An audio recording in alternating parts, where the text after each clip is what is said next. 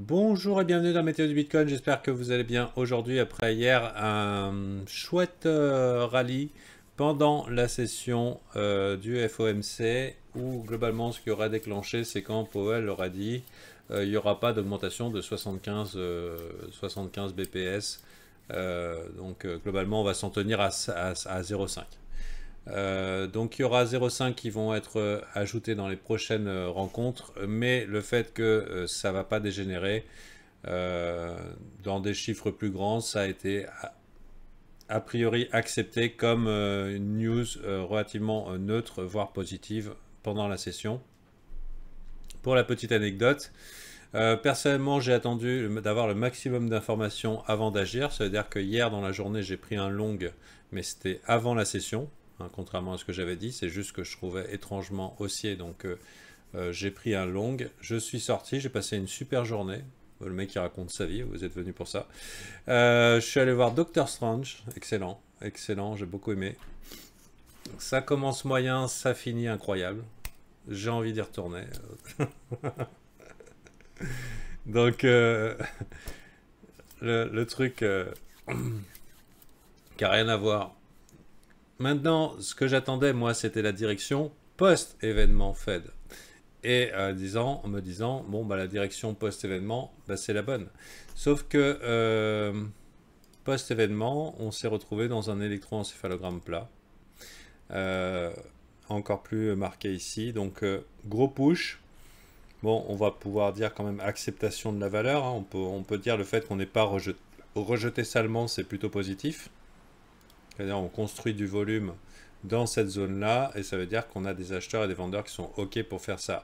Cependant, ça fait quand même un gros trou ici. Ça fait un gros trou qui n'a pas été visité et qui pourrait être visité.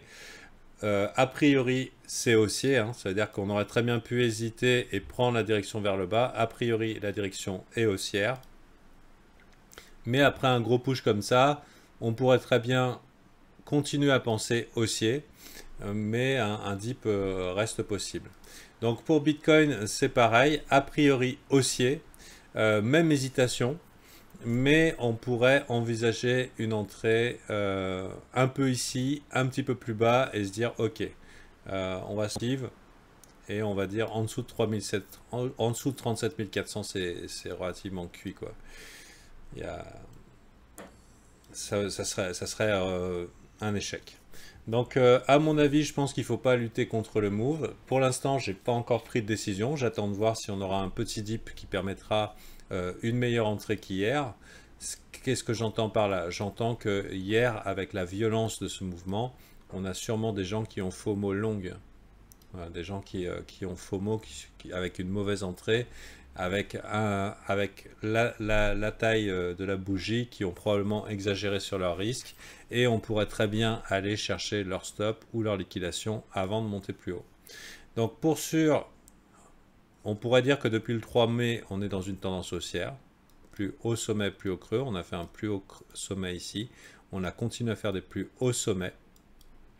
Et ici, c'est un plus haut creux. On attend peut-être un autre nouveau plus haut creux. En sachant qu'en daily, on peut constater qu'on a fait un W bottom.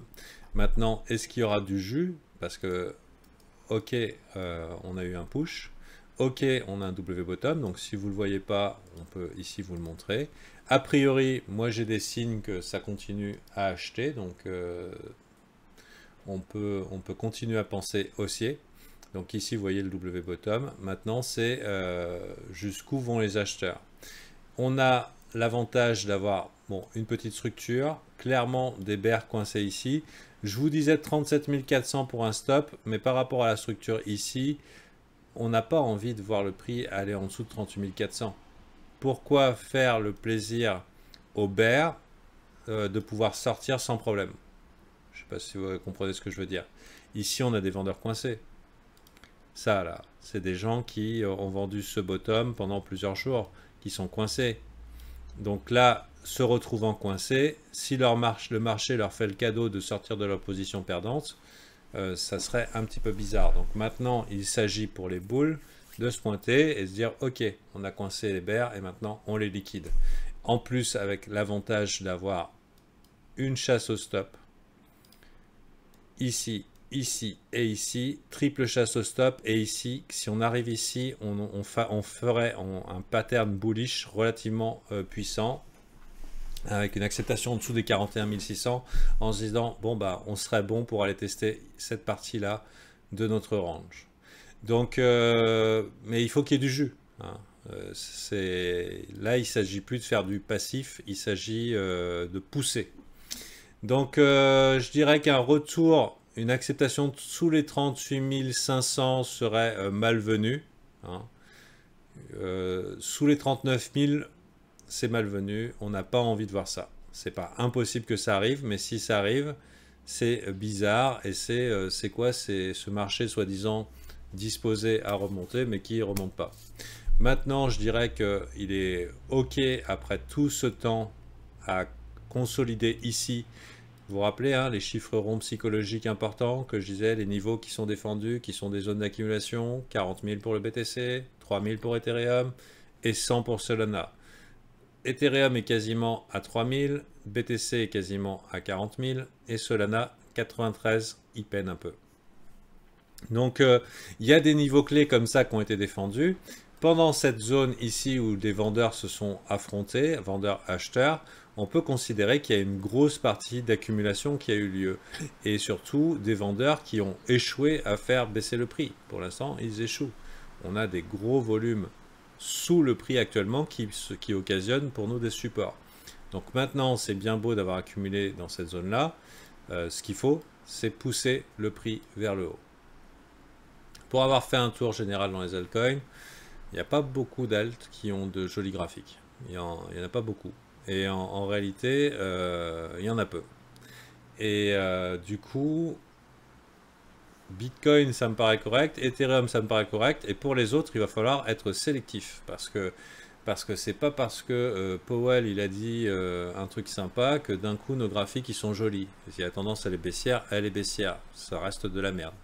On va pas inverser des trucs et faire un truc incroyable alors que les graphiques nous disent que c'est de la merde. Alors ok, on peut relativiser sur l'analyse technique, mais en général, elle exprime quelque chose et la tendance, c'est pas de la merde. Donc maintenant, ici, on a des signes d'inversion de tendance sur les big boys, enfin sur les bitcoins, Bitcoin, Ethereum, donc les deux gros. On a des signes d'inversion de structure de marché avec la création d'un nouveau high, la création d'une structure en W sur, on va dire, sur des zones de support. Donc c'est positif. Maintenant, on va voir la suite. Je dirais qu'il est complètement réaliste de se positionner aujourd'hui, soit ici, soit légèrement plus bas si on a la chance d'avoir un dip, et de se dire, ok, position de swing trading, on vise la partie haute là. Donc ça reste un trade qui est complètement acceptable, et à mon avis qui offre la meilleure expected value. Ça veut dire que le ratio risque-récompense est avantageux. Est-ce qu'on est bon pour partir à 50 000, 60 000 bon, on va déjà essayer de passer les 40.